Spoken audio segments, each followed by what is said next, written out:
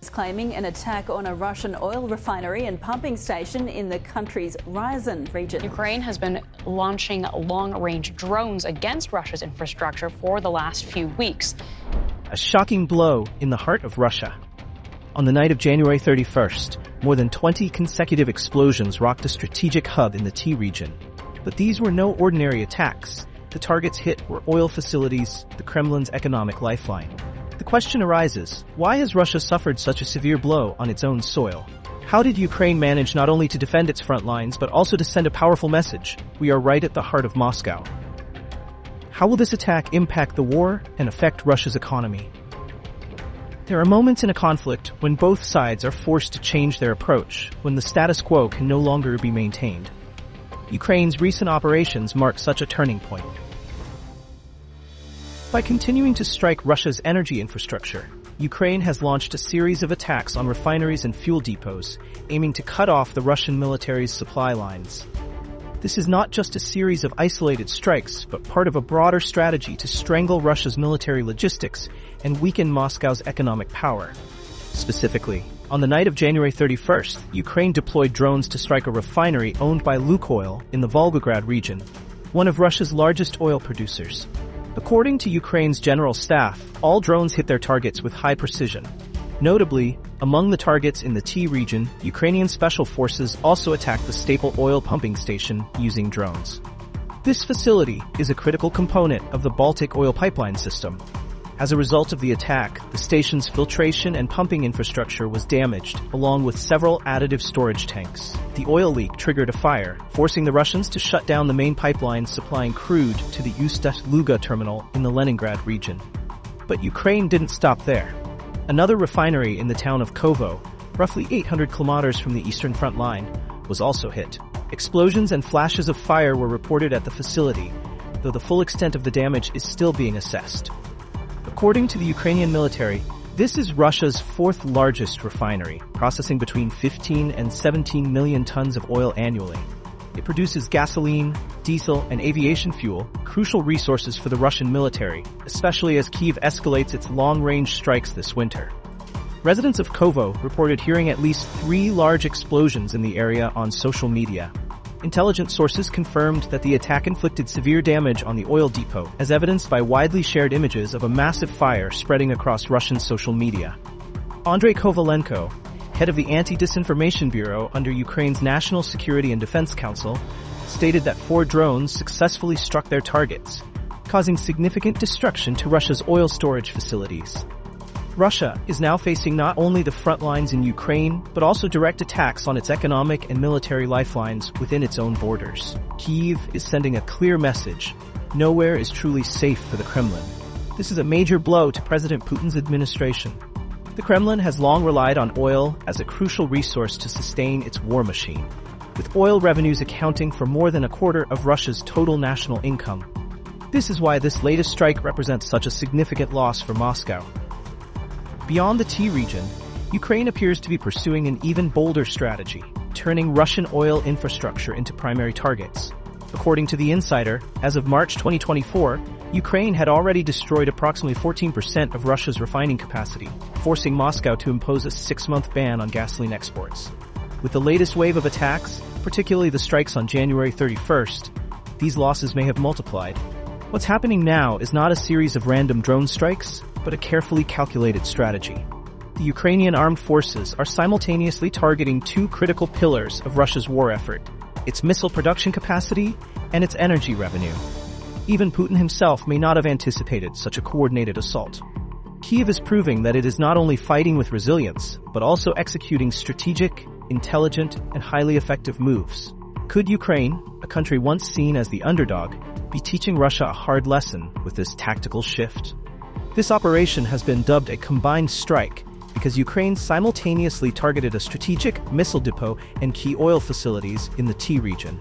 The result: large sections of Russia's vital ammunition stockpile went up in flames, while the Kremlin's oil pumping stations were engulfed in fire, forcing pipeline operators to execute emergency shutdowns to prevent further catastrophe. Russia's Ministry of Defense later claimed that its air defense systems had shot down 49 Ukrainian drones overnight, including 25 over the Rostov region 8 over Volgograd, 6 over K province, and 4 over Kyiv province. However, the damage extended beyond oil infrastructure. Ukraine also targeted other strategic Russian assets, including facilities linked to the military-industrial complex. One key target was an oil refinery near Nizhny Novgorod and the Seversty refining enterprise. These were not random strikes. Seversty is one of Putin's direct assets and a significant financial pillar for his inner circle. Beyond serving the Kremlin's economic interests, Seversty plays a crucial role in supplying raw materials for military-grade explosives. According to a report from the Russian opposition, this company provides materials to the SDAV plant in Nizhny Novgorod, the largest explosives manufacturer in the Russian Federation, located just 50 kilometers from Seversty. Amid these developments, Gleb Nikitin, the governor of Nizhny Novgorod, confirmed that debris from downed drones had fallen within the industrial zone, further highlighting the growing presence of Ukrainian attacks. Despite Russia's repeated claims that its territory is impenetrable, reality tells a different story. Even key defensive lines, deep inside the country, have proven unable to stop Ukrainian strikes. The latest attack on January 31st is part of an escalating series of Ukrainian strikes targeting locations inside Russia, as well as Moscow-controlled territories in Ukraine. However, pro-Kremlin analysts argue that the term destroyed may be an exaggeration when describing the damage to Russian oil infrastructure, suggesting that damaged would be a more accurate term. Nevertheless, Russian sources themselves admit that several facilities will take 2 to 3 weeks to repair, while others have only partially resumed operations after less than a week. This means Ukraine's drone strikes have successfully disrupted, or at the very least, slowed Russia's operations. Since the beginning of the invasion, drones have become a centerpiece of the conflict, enabling Ukraine to weaken Russian forces and severely disrupt logistical networks. Notably, Ukraine has inflicted substantial damage on Russia's air defense systems, forcing Moscow into a growing defensive crisis as repeated attacks continue to undermine repair efforts. Despite the increasing frequency of attacks, President Putin's administration continues to insist that Russia's air defense systems have successfully repelled most threats. However, the constant reports of explosions and fires at key strategic locations tell a different story. Ukraine's drone strike campaign is proving to be highly effective. In particular, the repeated attacks on Russia's oil depots have severely impacted Moscow's ability to sustain its war effort. One of the most significant blows was the strike on the Crystal Oil Depot near Engels Air Base, one of Russia's most critical strategic aviation hubs. The destruction of this facility poses serious logistical challenges, directly affecting the operational capability of Russia's strategic air force. These developments reinforce a stark reality. The battlefield is no longer confined to Ukrainian territory, but is now extending deep into Russia, forcing the Kremlin to confront an increasingly unpredictable war. In its latest intelligence update, the UK Ministry of Defence released satellite images of the Crystal Oil Depot as of January 21, 2025. The images show that 4 storage tanks were completely incinerated, while 10 others sustained severe damage.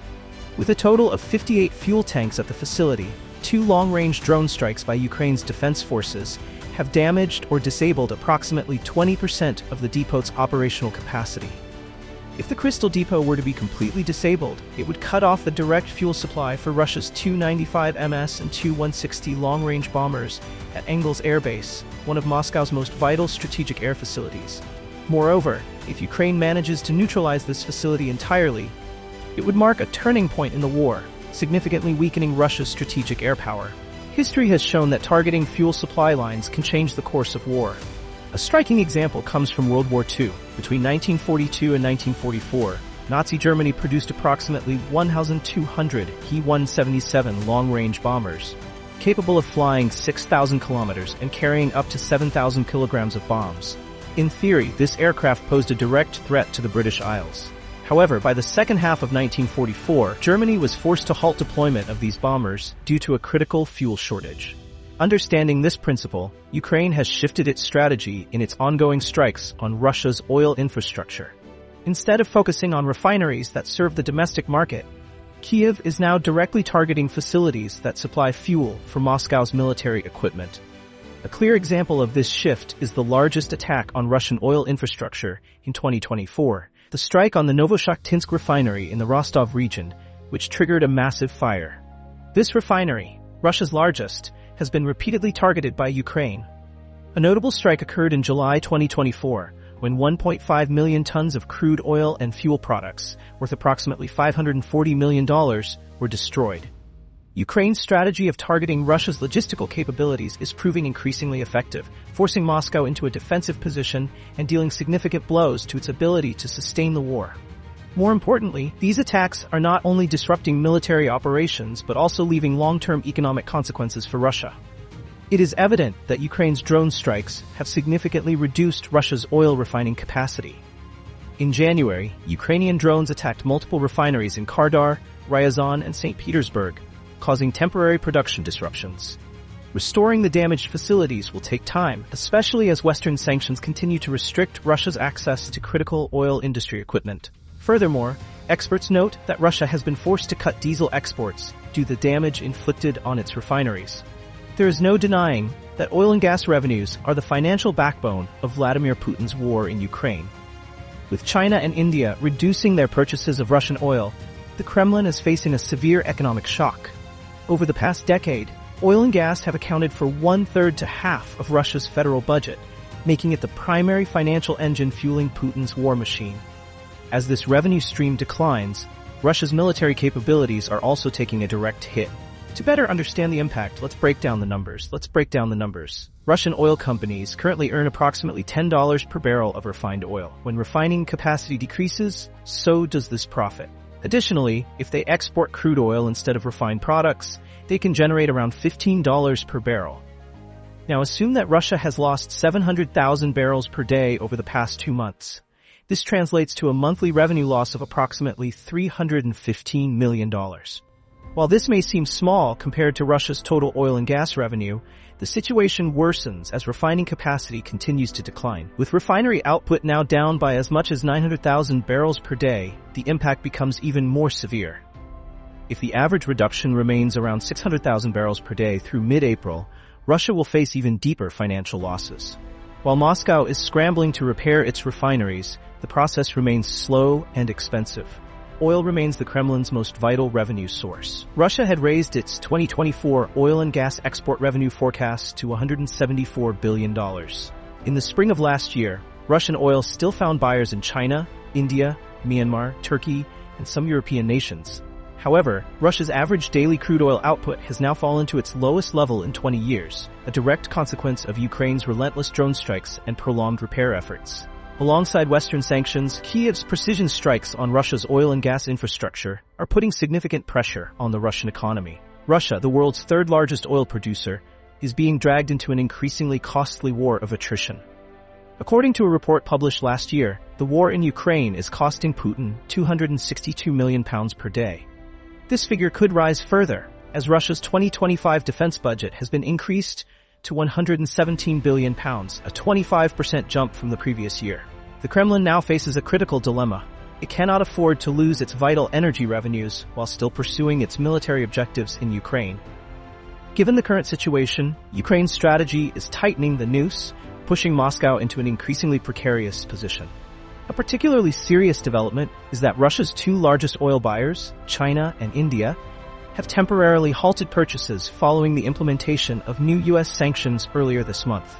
These sanctions have driven up transportation costs, creating a significant gap between Russia's asking prices and the amounts buyers are willing to pay. As a result, Russian crude oil transactions with China and India for March shipments have come to a standstill, leaving Moscow facing severe export challenges. The price of ESP blend crude oil from Russia's Pacific port of Kozmino to China has surged to $35 per barrel above ICE Brent crude prices. This discrepancy is partly due to shipping costs for Aframax tankers skyrocketing to millions of dollars after the sanctions took effect. Before tensions escalated, demand for Russian ESP blend crude was strong. Spot prices had increased by approximately $2 per barrel, driven by rising prices of competing Iranian oil and increased winter demand. Since the West imposed sanctions on Russia following its invasion of Ukraine, China and India emerged as the Kremlin's biggest oil customers. Between 2022 and 2023, India spent over £25 billion on Russian crude oil imports, while China spent an even larger sum, £49 billion. But things have changed rapidly. India is now significantly reducing its oil purchases from Russia, with Bharat Petroleum Corporation Limited, BPCL, announcing that it has not received any offers for March shipments. This further worsens Putin's predicament, as Indian banks have begun blocking payments for Russian oil imports due to new sanctions. Additionally, recent sanctions have targeted Russian oil tankers, responsible for approximately 42% of Russia's total seaborne oil exports, making it increasingly difficult for Moscow to transport its crude overseas. Amid Russia's mounting losses, the West, particularly the US and its allies, has moved swiftly to reinforce efforts to tighten Moscow's economic stranglehold. Washington has imposed additional sanctions directly targeting Russia's energy sector, making it more difficult than ever for the Kremlin to transport and sell its oil. Furthermore, new sanctions have been introduced to prevent Russia from using intermediary networks to circumvent embargoes. The European Union, EU, is also discussing expanded sanctions packages, which include further restrictions on Russian oil imports and tightened oversight of oil tankers and banks, facilitating Moscow's energy transactions. Meanwhile, the UK and Canada continue to blacklist Russian oil and military-industrial companies, while Japan and South Korea are considering restricting the supply of technology critical to maintaining Russia's refining operations. The US is not solely focused on economic measures. It has also ramped up military aid to Ukraine. New weapons packages, including air defense systems, long-range attack drones, and precision-guided munitions, have been delivered to Kyiv. Additionally, NATO is intensifying training programs and logistical support to help Ukraine optimize its tactical strikes against Russia's critical infrastructure. In summary, Russia is now facing a series of severe challenges. From declining refining capacity due to Ukrainian attacks to crippling Western sanctions targeting its energy sector, the Kremlin is bearing an immense economic burden. Ukraine's relentless strikes on Russia's oil facilities and military logistics have significantly weakened Moscow's ability to sustain the war. At the same time, new Western sanctions are further tightening Russia's economy, particularly in the energy sector, its most vital source of revenue. Looking ahead, Ukraine is expected to intensify its attacks on Russian oil and gas infrastructure, with a particular focus on strategic fuel reserves and transportation networks. If Kyiv successfully neutralizes additional key refineries, Russia will face a catastrophic breakdown in its military supply chain, severely undermining its ability to sustain operations on the battlefield. On the Western Front, the US and the EU may continue to intensify pressure by expanding sanctions and tightening restrictions on intermediaries, helping Russia evade embargoes.